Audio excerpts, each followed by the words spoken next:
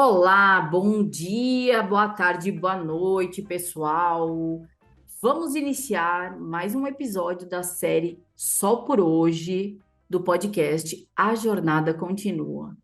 Pessoal, aqui comigo um companheiro muito experiente, muito legal, que vai passar para a gente a sua visão do Só por Hoje do dia 14 de maio.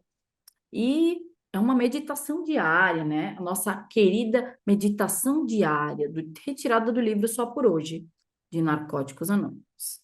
Então, eu vou me apresentar, vou começar me apresentando. Vocês já me conhecem um pouquinho. O meu nome é Sheila, eu sou uma adicta e eu estou limpa e em recuperação há 4 anos. E agora eu vou convidar o nosso querido companheiro a se apresentar, se assim for da sua vontade. Sim, é da minha vontade, mano. Boa noite, né? Meu nome é Alex, eu sou um adicto. Eu não uso drogas há 22 anos, 8 meses e 27 dias, né? Mas é só por hoje. Eu tô aí com vocês nessa jornada diária. Valeu, companheiro Alex. Obrigada pelo seu tempo limpo, pela sua recuperação. Tamo junto. E agora eu vou fazer a leitura do Sol por hoje de hoje, do dia 14 de maio. A leitura do dia 14 de maio da nossa meditação. Opa! Insanidade é repetir os mesmos erros, esperando resultados diferentes. Texto básico, página 27. Só por hoje. Erros não são tragédias, mas, por favor, Poder Superior, me ajude a aprender com eles.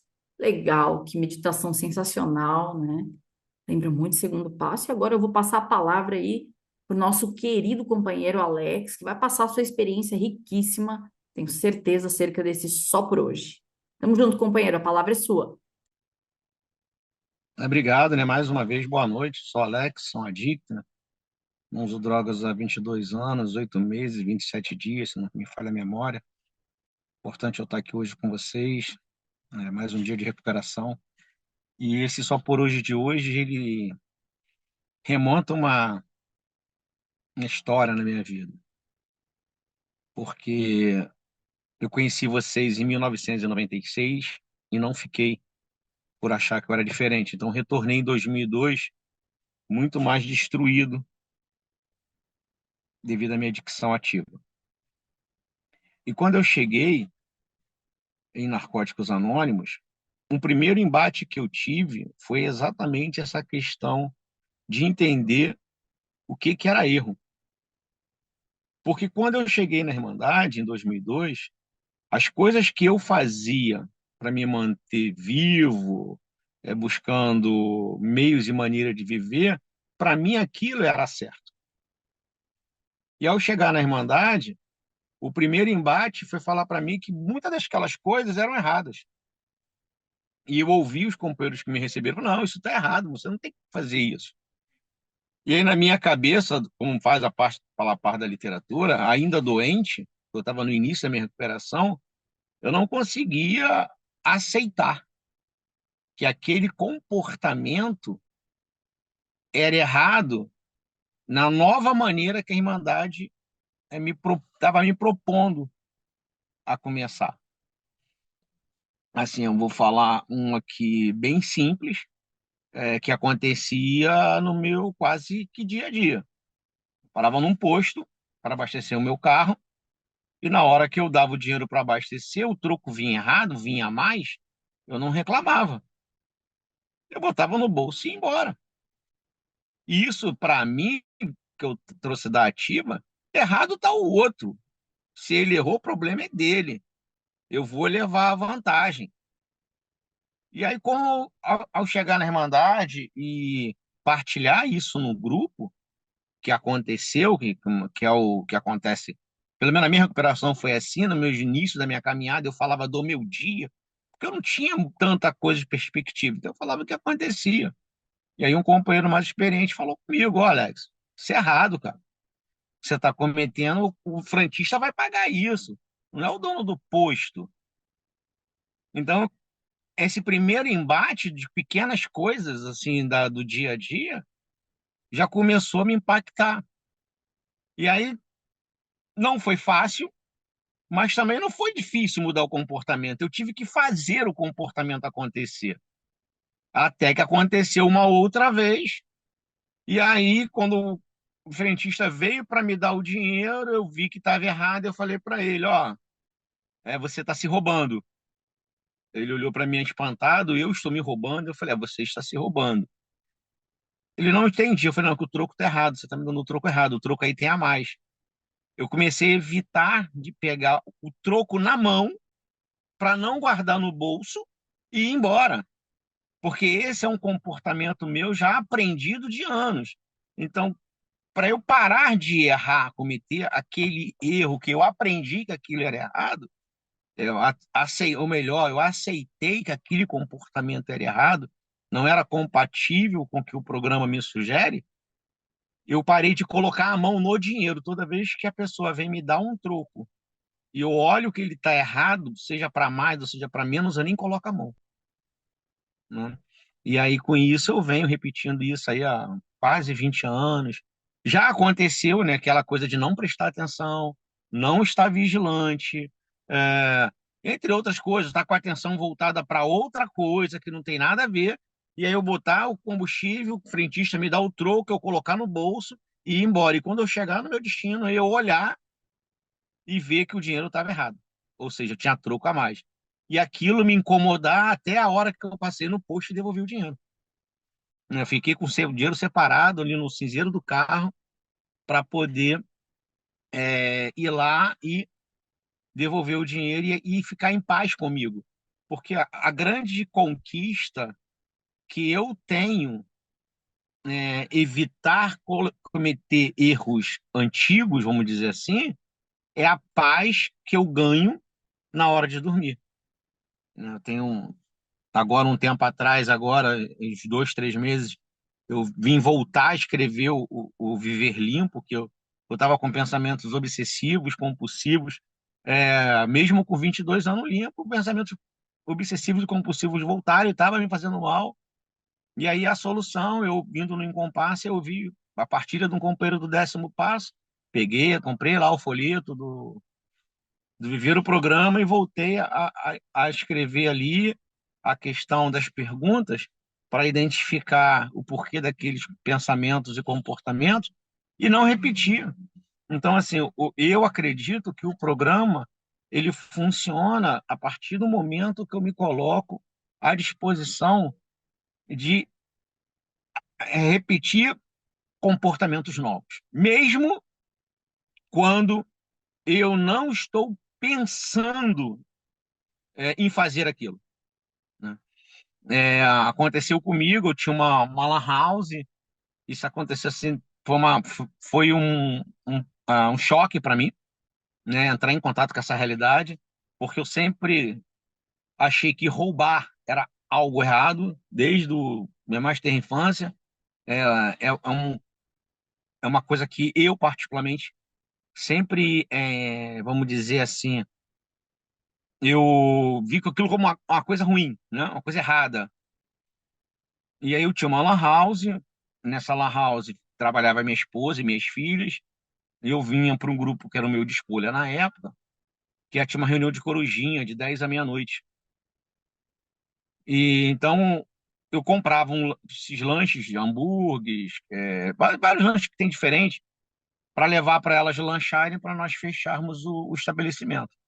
Então eu parava sempre no mesmo comércio, que ficava aberto até mais tarde, ele já até assim ficou conhecido, né? Toda sexta-feira eu parava lá, volta de meia-noite e meia para comprar os lanches para levar para minha esposa e minhas filhas.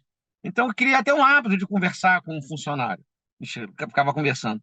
E numa dessas, ele abriu a gaveta cheia de dinheiro, né? E eu, quando eu vi aquela gaveta cheia de dinheiro, a primeira coisa que veio na minha cabeça, mete a mão nesse dinheiro e sai correndo. Eu de carro, parado na porta do estabelecimento. Ou seja, eu saí correndo, largar meu carro lá parado. É coisa assim, insana, é pensamento insano. Mas é, por quê? Porque eu sou o portador de uma doença que não se conhece a cura, que nós chamamos de adicção, que ela me leva a ter esses tipos de pensamentos insanos, como fala aí, para cometer erros que é para me destruir, para depois eu ficar me chicoteando, eu ficar mal, eu chegar em casa mal, talvez eu ser até preso, ser identificado pelo meu carro parado lá na porta. Então, assim, o pensamento insano, ele vai vir, independente do tempo limpo que eu tenha, independente de quantos passos eu já pratiquei, de quantas vezes eu zerei o programa e comecei de novo. Por quê? Porque o pensamento está lá numa parte que eu acredito disso do meu cérebro, que ele estoura na minha cabeça, assim, daquelas. Buf. E aí o que que eu vou fazer? Né? Esse o que eu vou fazer, né? Que eu chamo nesse momento de assertividade, que é o momento que o programa me dá para parar e falar assim, e aí, maluco, o que que tu vai fazer agora? E aí eu tomo uma decisão. Agir em função do meu pensamento ou agir em função da minha razão. Nesse momento é que eu vou decidir se é certo ou se é errado. E muitas das vezes, para mim, o que é certo, quando eu vou conversar com outras pessoas, elas vão falar que é errado. E aí é legal que esse programa ele me dá é, a condição de respeitar o outro, né? E falar assim, pô, se você pensa assim, se você age assim, legal. Eu não quero agir assim. Não é porque esteja certo ou errado. Hoje, eu não quero passar mais por determinadas coisas.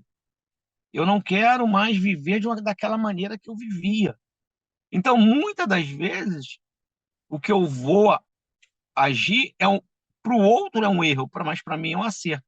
E às vezes, para mim, é até um erro novo, dentro da questão da sociedade.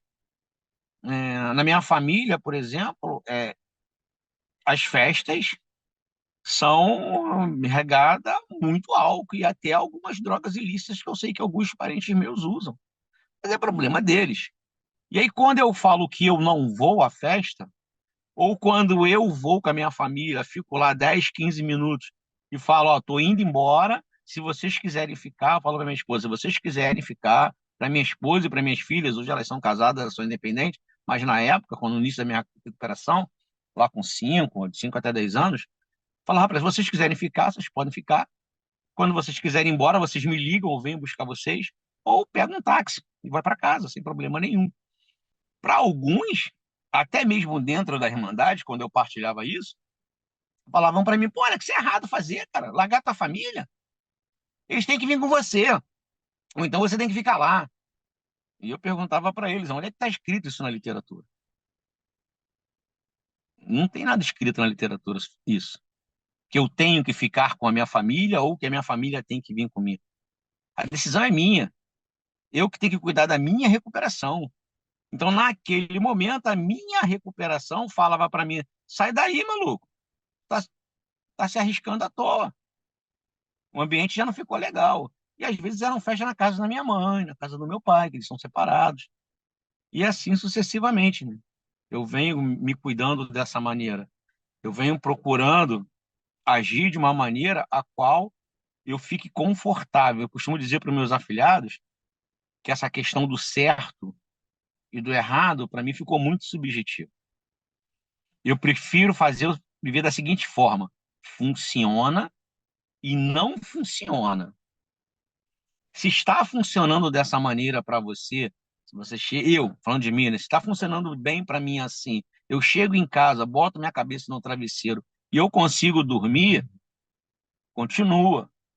Porque se eu começar a fazer do jeito que o outro quer que eu faça, tá arriscado eu chegar em casa, não dormir, e quem vai pagar o preço daquela decisão sou eu.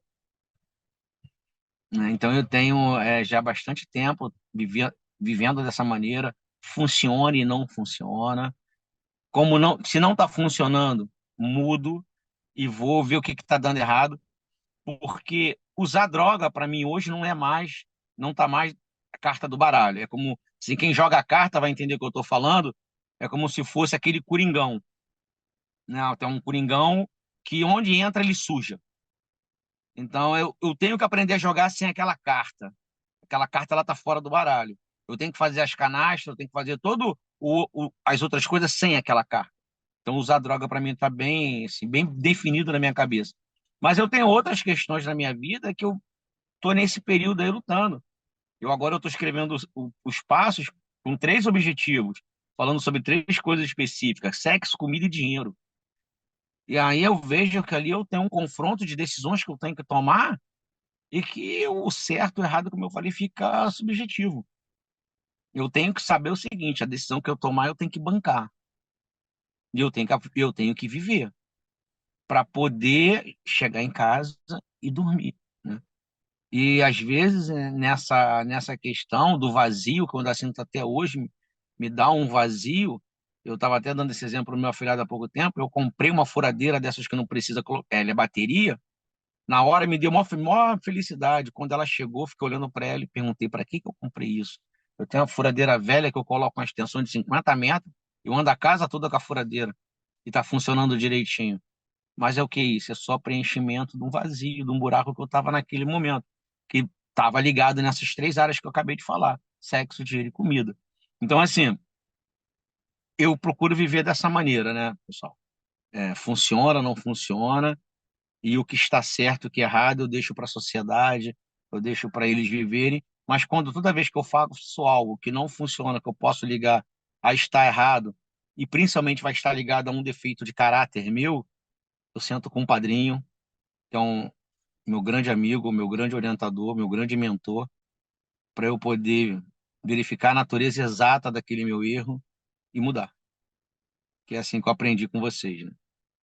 Eu, estando com vocês, eu tenho uma chance de viver melhor. Se eu sair de perto de vocês, é derrota garantida. Meu tempo está acabando.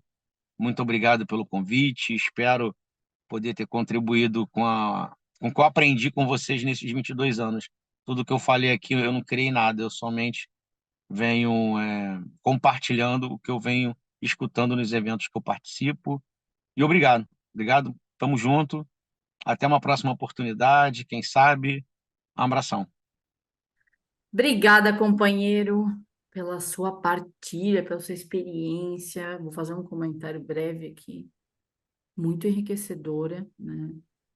Gostei muito, me identifiquei muito da parte do respeitar o outro, do se identificar ou não, né? Do certo e do errado, do trabalho de passos contínuo, né? De rever as minhas atitudes diariamente, do apadrinhamento, né? Que é uma ferramenta essencial. Tamo junto, companheiro. Eu quero agradecer em nome do podcast A Jornada Contínua a sua participação, sua partilha e experiência compartilhada conosco, né? Tamo junto.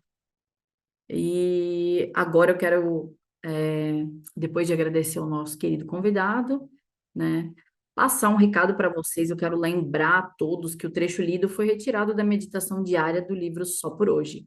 E para respeitar a propriedade intelectual de Narcóticos Anônimos, ela não pode ser lida na íntegra. Mas se você quiser ler a meditação completa, visite nosso site, na.org.br. Lá você encontra o botão Leia Meditação Diária. E se você quiser adquirir qualquer livro de Narcóticos Anônimos, você pode comprar através da nossa loja virtual, na.org.br/loja. Lá você encontra toda a nossa literatura oficial disponível. Pessoal, amanhã tem mais e não esqueçam, a jornada continua. Tamo junto!